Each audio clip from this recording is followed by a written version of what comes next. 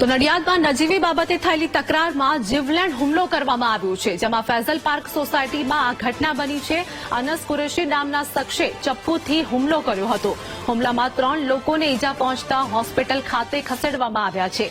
3 ઈજાગ્રસ્તોમાંથી એકની હાલત ગંભીર જણાવાઈ છે, તો પોલીસે અનસ કુરેશી નામના શખ્સની ધરપકડ કરી છે।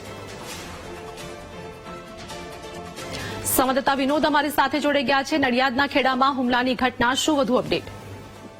જી આજે આપણે જણાવો કે નડિયાદ શહેરની અંદર રાત્રિના સમયે અલગ અલગ વિસ્તારોમાં લોકો ટોળે મળીને ભેગા બેસે છે અને મોડી રાત સુધી ત્યાં લોકો ટોળ ટપ્પા કરતા છે। આવા જ સંજોગોની અંદર નડિયાદના અંદર સંતાન રોડ સહિત જાહેર તમામ માર્ગો પર રાત્રિના ટોળા હોય છે। જે બેઠા એકબીજા સાથે તકરારોને આખા દિવસ દરમિયાન ઘટનાઓ વિશે વાતચીત કરે છે। એમાં ગઈકાલ પરમ દિવસ રાત્રિના સમયે અનસ નામનો જે છોકરો છે ઉર્ફે કીડી તરીકે ઓળખાય છે, એ પોતાની પાસે ઘાતક હથિયાર ચપ્પુ લઈને ફરતો હતો અને નજીવી તકરારની અંદર મુસ્તકીમ નામના વ્યક્તિને પેટની અંદર છરી ઉડાવી દીધી।